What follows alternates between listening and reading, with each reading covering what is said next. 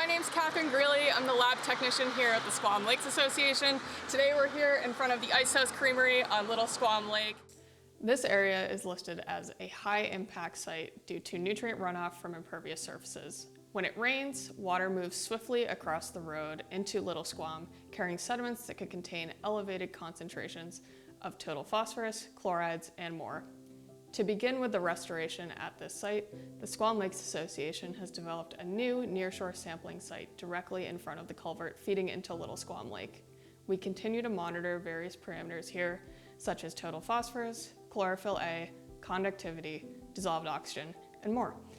Additionally, we have begun to monitor the culvert off of Route 3 during heavy storm events to see if there are any elevated nutrient levels due to episodic storm runoff from these impervious surfaces. Stay tuned for more as we continue the restoration work at Ice House.